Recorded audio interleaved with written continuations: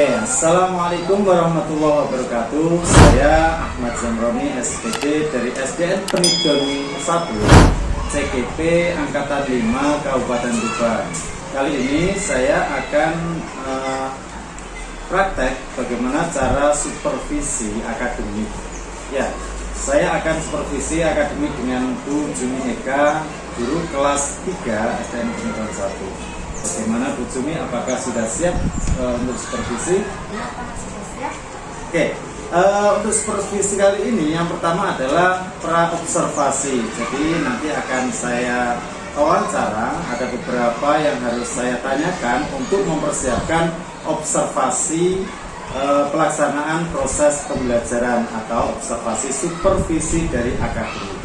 Baiklah, silakan simak bagaimana cara kita untuk melakukan supervisi ini. Selamat pagi Bu Jum. Selamat pagi Pak Dwi. Apakah sudah dipersiapkan? Kemarin saya sudah memberitahukan bahwasanya akan melaksanakan supervisi akademik. Bagaimana? Apakah sudah dipersiapkan semuanya? Alhamdulillah sudah saya siapkan Pak. Kira-kira apa saja yang sudah dipersiapkan kemarin Bu Jum? Saya sudah membuat FPP, sudah membuat RKPD, dan juga saya sudah membuat media pembelajaran ini yaitu dari PPT. Perkiraan kapan akan dilaksanakan persiapannya untuk observasi ke depan? Nanti sudah bisa. Oh, langsung nanti ya, alhamdulillah. Karena sudah disiapkan. Gini, RPP tersebut pastinya mempunyai tujuannya. Kira-kira tujuan jenengan nanti untuk observasi ini apa? Untuk pelaksanaan proses pembelajaran. Tujuan saya ya tujuannya supaya pembelajaran yang saya lakukan bisa menjadi semakin lebih baik. Baik.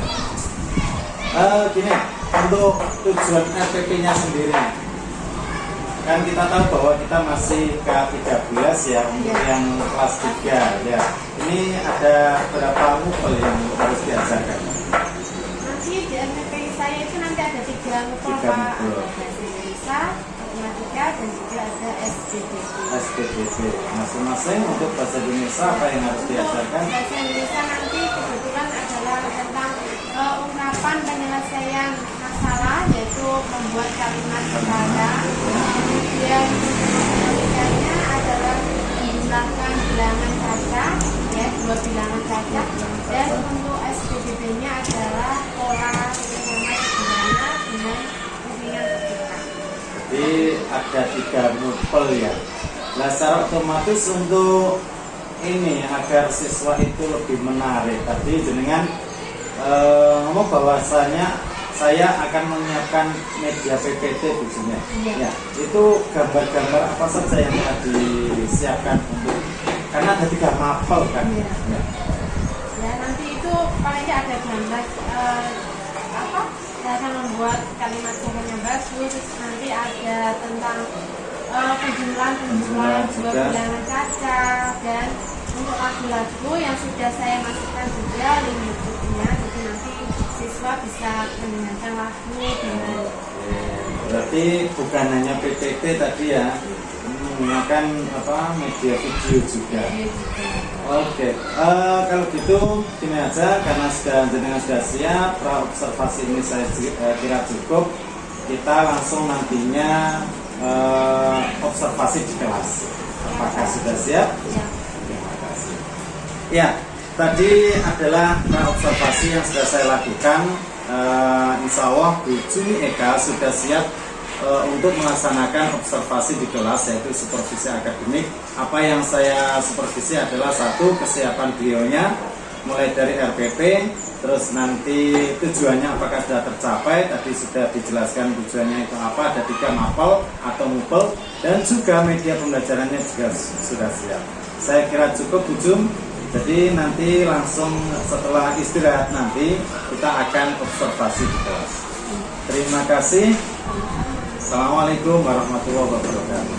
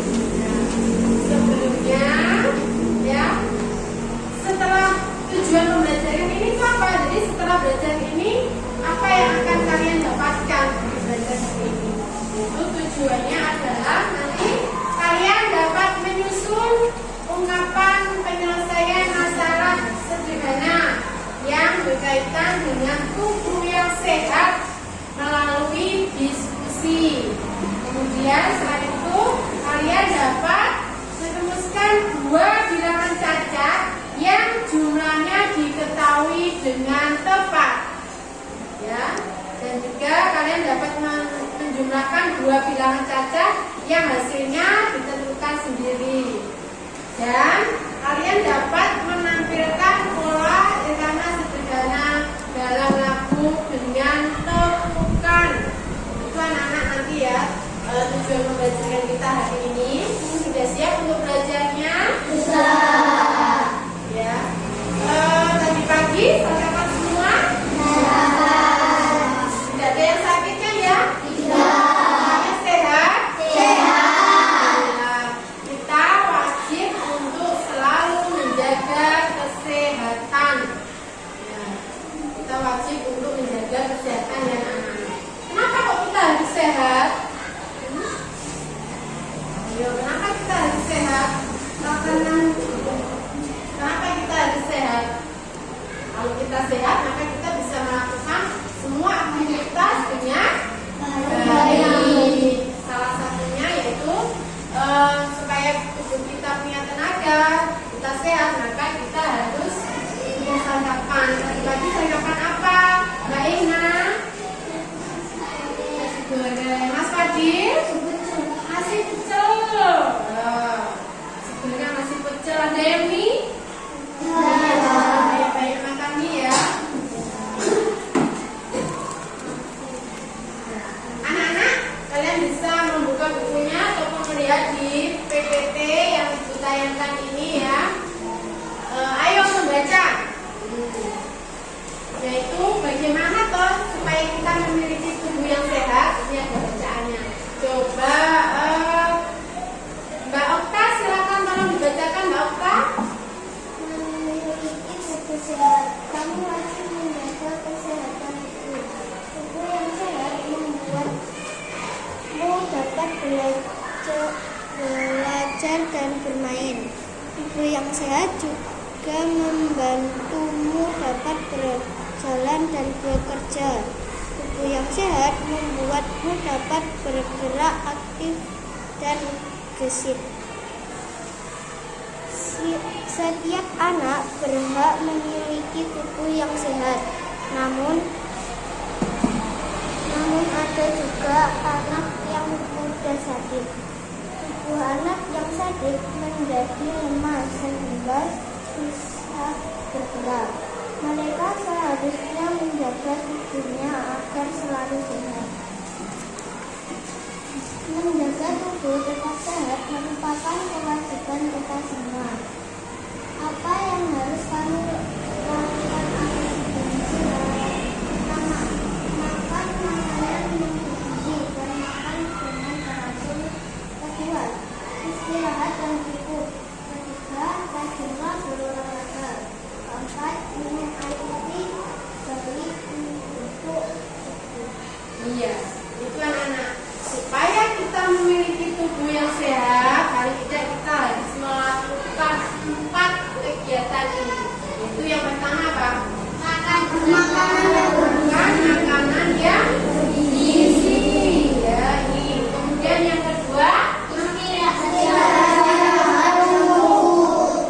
ya. Yang ketiga, berolahraga. Kemudian yang keempat, sudah kalian lakukan semuanya? Sudah. Ya? Jadi makan itu tidak kok.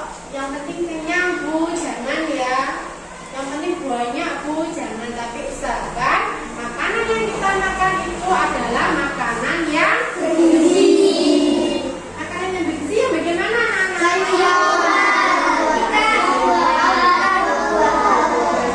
Jadi makanan yang mengandung zat-zat yang dibutuhkan oleh tubuh. Ya, ada tubuh kita kan juga butuh vitamin, protein, yaitu zat-zat itu. Ya, yang harus kita makan adalah makanan yang seperti itu, jangan makanan yang tidak sehat.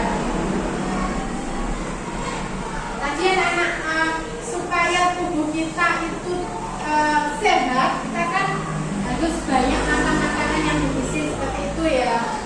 Seandainya ada teman kalian yang sakit, ya, teman kalian sakit karena mungkin dia makannya tidak mengkonsumsi makanan yang bergizi, terus dia suka begadang malam-malam, tidurnya sampai malam ya. Terus dia tidak suka berolahraga, diam aja, main HP aja, kan tidak bergerak ya. Sebaiknya kamu kalau ada teman yang seperti itu, apa yang akan kamu lakukan? Kalau ada teman yang seperti itu, apa yang akan kamu lakukan? Supaya dia makanan yang instan, dia tidak suka olahraga, sebaiknya apa yang kamu lakukan? Sehat atau saran ya, memberikan nasihat atau saran. Apa yang dimaksud dengan saran itu ya? Ya, apa yang dimaksud dengan kalimat saran itu? Kalian kan kalau ada teman yang seperti itu akan memberikan nasihat atau memberikan saran. Kalimat saran itu yang bagaimana? Apakah langsung sama omeni, sama marahin, sama ibu jomono, tidak boleh yang seperti itu, atau langsung sampean apa? Sampean pukuli atau yang bagaimana? Kalimat saran itu. Bagaimana contohnya? Contohnya bagaimana? Mas Nano. Ya, bagaimana Mas Nano contohnya?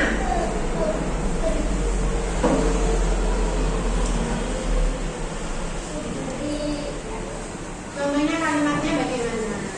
Kalimat saran itu adalah kalimat yang berisi saran dalam bentuk nasihat atau himbauan. Contoh kalimat saran itu biasanya menggunakan kata sebaiknya atau seharusnya. Sebaiknya saran itu jangan banyak makan makanan yang instan, nanti hidupmu sakit. Atau seharusnya itu kamu tuh berolahraga seperti ini supaya tubuhmu menjadi sehat. Itu termasuk contoh kalimat saran ya. Apa sifat-sifat kalimat saran ini sifatnya ya? Yang pertama adalah untuk mengajak. Ayo, untuk mengajak ya. Kemudian bersifat yang baik-baik. Kalau kamu masih saran atau nasihat kamu, kasih saran yang baik-baik, jangan kok malah diteruskan. Ada temannya suka makan mie instan misalnya, gak apa-apa udah makan aja, itu enak itu soalnya. Jangan seperti itu ya, diteruskan. Terus yang ketiga, bersifat memberikan nasihat, semacam menasehati. Yang keempat, bersifat memberikan sesuatu. Kemudian ciri-cirinya bagaimana? Ya, yang pertama menggunakan kata sebaiknya atau seharusnya. Kemudian memberikan solusi atau pemecahan masalah.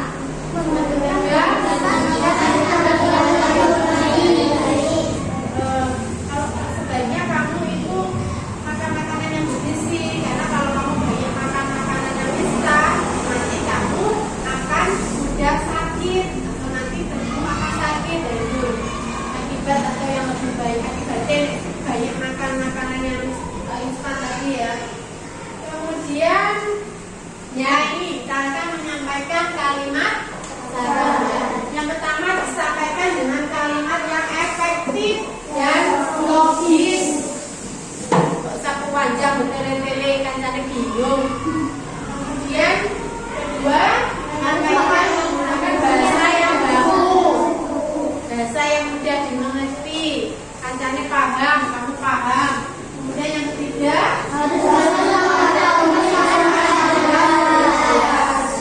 yang keempat, disampaikan secara objektif, nek ngandani itu sing apik, jangan ngasih tahu temannya tapi dengan emosi. Ya, kamu itu loh, kangen ini wae, temannya malah takut ya. Jangan seperti itu, jadi disampaikan dengan yang bagus kalimatnya. Jangan emosional, gak usah menggunakan emosi emosional. Berarti ambek kalau emosional jadi dengan apa? Emosi dengan malaikat tadi ya. Contohnya ini, contoh kalimat saran. Sebaiknya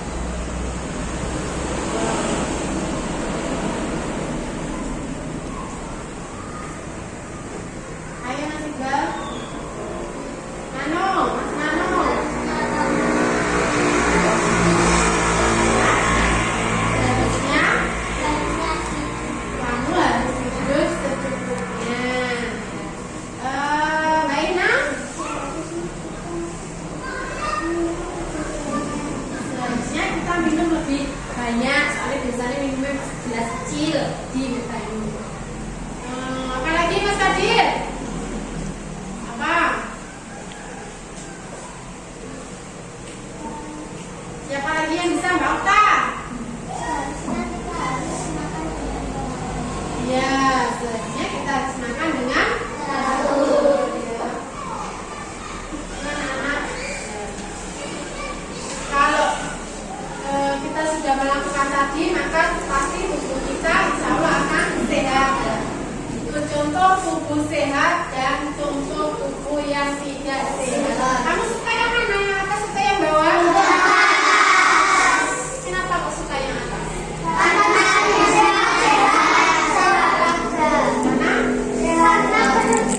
sehat Bu. Kalau yang bawah mau nggak seperti ini? Sakit itu enak atau tidak? Karena tadi tidak enak, maka kamu harus menjaga kesehatan supaya tidak sakit. Ya, jangan sampai sakit. Misalkan apalagi saat ini musimnya memasuki musim hujan seperti ini ya. Banyak nyamuk-nyamuk, hati-hati jangan sakit gigi. Ini ada ciri-ciri anak yang sehat dari fisik dan psikisnya. Tuh. Ya. Yang pertama, ciri anak sehat umumnya ditandai dengan naiknya berat badan dan tinggi badan. Kemudian, ciri anak sehat lainnya adalah tingkat perkembangannya sesuai dengan tingkat umurnya. Gesit, gembira, matanya bersih, senang, kelihatan ya kalau anak sehat. Kalau sukanya kelas ngantuk di sekolah, kelas ngantuk, ngapain, itu sudah tanda-tanda menuju tidak sehat ya. Lemes, ya, malas, kayak malas, tidak gesit ya, itu tanda-tanda tidak sehat.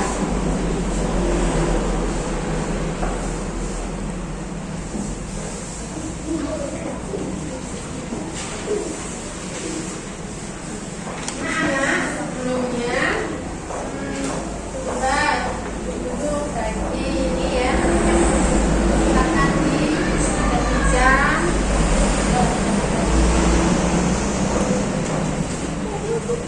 Ya. Silakan kalian perhatikan itu ya, sudah lembar kerja kalian itu. Silakan kalian nanti diskusikan dengan teman kalian ya, mana yang masuk makanan yang sehat ya, makanan yang kamu makan saat sarapan tadi ya. Kemudian kamu temukan ya penyebab dan ciri-ciri tubuh sehat dan tubuh tidak sehat apa. Kemudian kalian temukan makanan yang biasa kamu makan supaya tubuhmu sehat. Jadi makanan yang dari mana yang bisa membuat tubuhmu sehat, silakan ditemukan. Terus kalian bisa memberikan saran kalian supaya tubuhmu sehat ya, ataupun bisa juga untuk tubuh yang tidak sehat. Silakan kalian kerjakan. Nanti silakan diisi juga kesimpulannya. Silakan.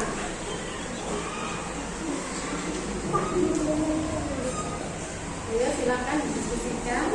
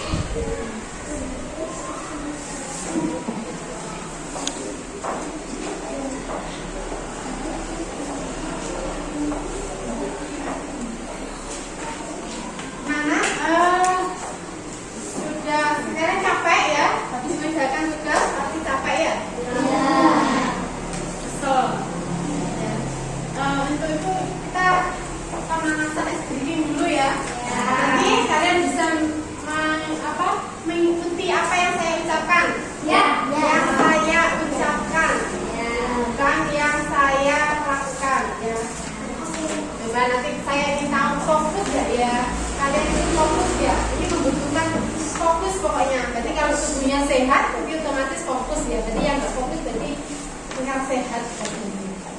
Ya, berdiri semua aja. Tangannya di atas.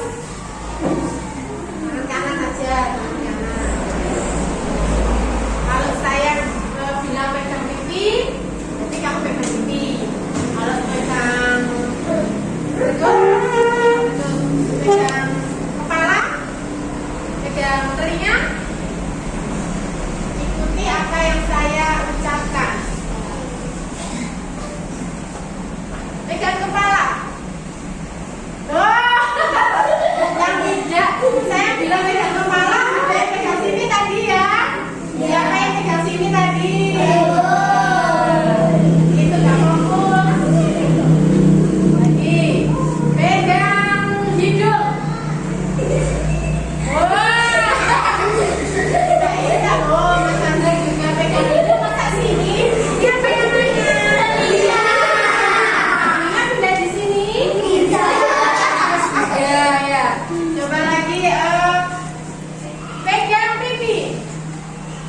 Ayo. Yes. Pegang kepala.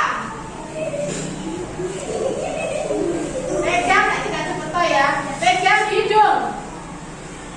Pegang telinga. Pegang pipi. Pegang kepala. Hidung. Oh, masih banyak yang tidak fokus ya. Iya. Ternyata masih banyak yang tubuhnya belum sehat. Kenapa Mas Kadil? Kurang tidur ya? Ya, anak-anak kita lanjutkan.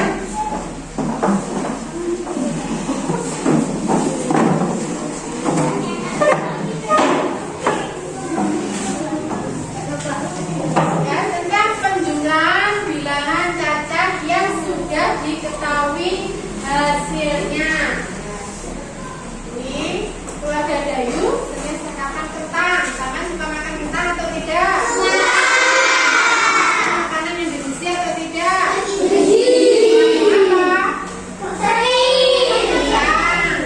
Apa? Kentang. Oh iya. Ya, Ayah Dayu memiliki kebun kentang.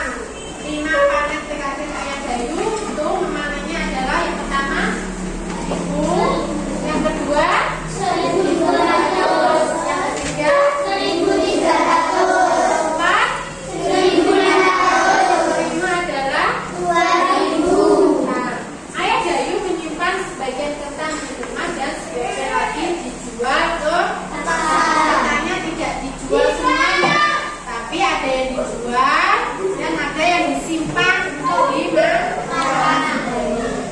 Ini anak-anak, kalau Ayah Dayu menyimpan 1.000 ya, maka Ayah Dayu menjualnya ke pasar berapa ya? Kalau jumlah pesannya 1.000. Yang kedua ini, kalau yang dijual berapa ya? Kalau yang disimpan adalah 700, 800. Yang selanjutnya, yang ketiga, yang dijual berapa itu? Kalau yang disimpan adalah 500. Yang keempat 600. Yang kelima 700. Itu menjumlahkan bilangan cacah jika sudah diketahui hasilnya.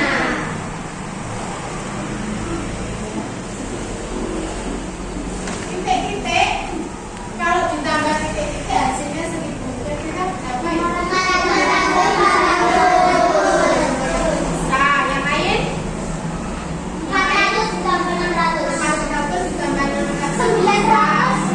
Ya, 900 ditambah 100 berapa lagi? 800 ditambah. Jadi banyak sekali kemungkinannya ya. Ya.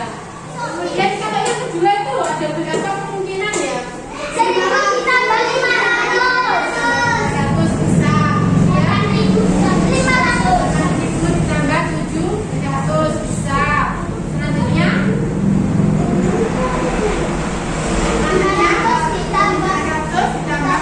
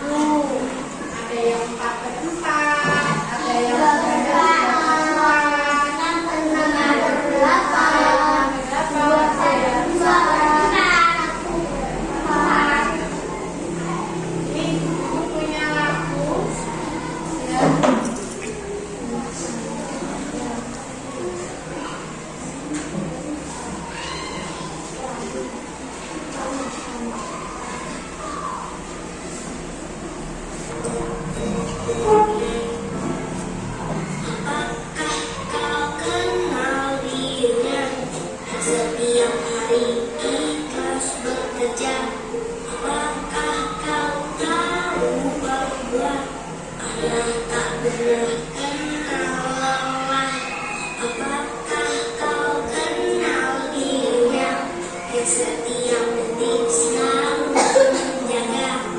Apakah kau tahu bahwa hidup tak pernah kenal letih? Doaku selalu untuk ayah dan ibu. Agar kau jaga selalu. Aku sayang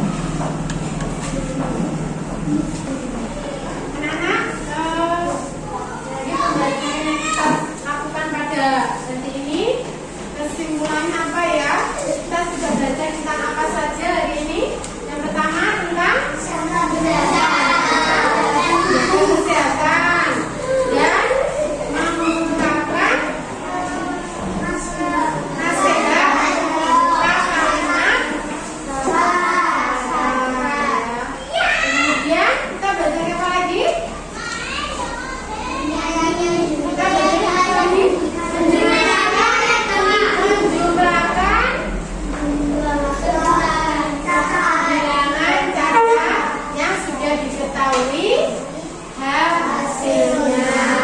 Dan harus menyayangi ibu bapak. Kita bernyanyi dengan menggunakan pola irama. Ada yang ditanyakan anak-anak? Tidak. Kalau tidak ada yang ditanyakan, pembelajaran kita pada pagi ini saya akhiri dulu sampai di sini ya. Silakan disiapkan untuk berdoa.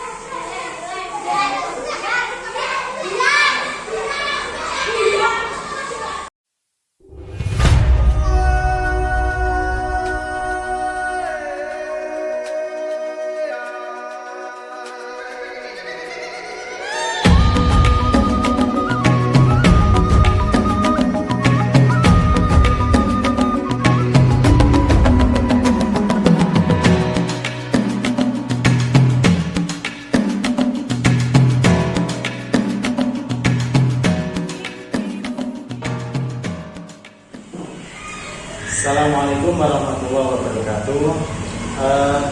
Alhamdulillah tadi Bu Jumi Ekawati telah melaksanakan pembelajaran di mana saya mengobservasi tadi mulai dari awal sampai akhir. Alhamdulillah luar biasa. Kali ini saya akan memberikan beberapa catatan refleksi tentang observasi saya yang melakukan tadi di proses belajar mengajar pada saat Bu Jumi tadi mengajar di kelas 3. Baiklah Bu Jumi, tadi saya lihat alhamdulillah luar biasa selama melakukan proses kegiatan mengajar sudah sangat baik sekali. Jadi sudah istilahnya dalam kami belajar adalah ada istilah menghamba pada siswa. Menghamba pada siswa itu maksudnya apa? Beberapa siswa tadi sangat antusias belajar mulai dari awal sampai akhir. Terus dengan tadi menggunakan apa tadi? Media PPT, Pak. Nah, media PPT ya. Nah, ya itulah yang mengakomodir bagaimana siswa itu bisa aktif dalam pembelajaran. Tadi bisa dilihat ada PPT-nya itu gambar-gambarnya sangat menarik tadi ya. Terus yang terakhir tadi SPDP Bu ya? Iya. Ya. Video lagu saya buatkan ambilkan dari YouTube Pak. Nah, ini tadi ada diambilkan dari YouTube sehingga video dan juga gambar sudah sangat membantu untuk proses pembelajaran. Jadi saya lihat tadi refleksi hari ini itu betul. Terus untuk yang kedua ini saya sangat antusias dan memberikan beberapa penilaian yang sangat baik, di mana di pertengahan proses pembelajaran tadi diberikan KSE ya PSE atau KSE, kegiatan sosial emosional. Dengan cara apa tadi Bu Jumi?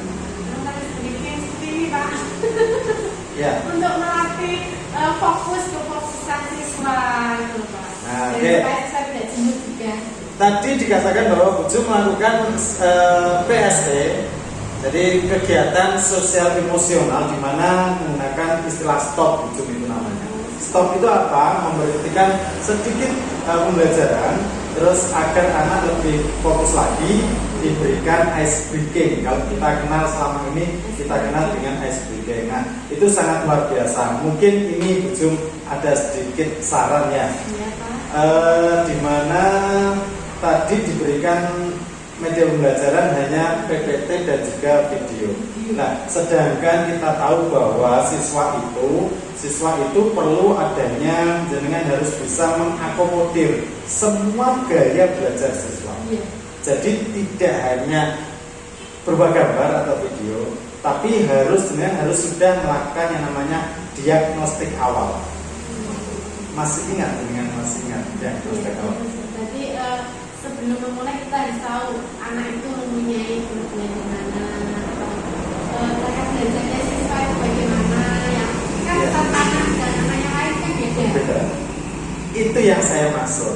Sehingga ketika sebelum pembelajaran awal tahun ajaran baru, kita melaksanakan diagnostik mulai dari siswa, orang tua sampai sarpras kita punya apa, itulah yang nantinya kita bisa memahami siswa itu gaya belajarnya kayak gimana. Jadi bukan hanya nanti tadi sudah sangat bagus, tapi perlu mengakomodir, mungkin hanya siswa ada yang suka cuma membaca saja di buku, tetapi bukan hanya audiovisual tapi semuanya. Hanya itu Bu Jun. Jadi mungkin rencana tidak lanjutnya yang perlu jenengan perbaiki adalah tadi kita harus melaksanakan diagnostik dulu sehingga bisa mengakomodir semua gaya belajar dari siswa. Nanti akan saya lakukan, Pak. Mungkin itu Bu Jun yang perlu saya sampaikan untuk pasca observasi. Mungkin ada kesan-kesannya bagaimana setelah tadi ada supervisi akademik yang saya lakukan tadi. Sangat membantu saya, Pak. Saya jadi tahu dengan begini kan saya jadi tahu istilah-istilahnya, terus saya juga semakin punya semangat untuk lebih belajar dan mengembangkan media pembelajaran, membuat media-media yang lebih baik lagi supaya anak didik saya bisa lebih semangat dan tentunya tadi menyesuaikan dengan diagnostik atau gaya belajar. Itu namanya pembelajaran berdiferensiasi. Jadi tadi selain KSE berdiferensiasi itu bisa kita laksanakan di kelas nanti. Oke, baiklah, itu sangat luar biasa. Terima kasih Bu Jum atas bantuannya. Semoga nanti bisa dilaksanakan lebih baik lagi ke depan. Insyaallah, amin. Terima kasih. Assalamualaikum warahmatullahi wabarakatuh.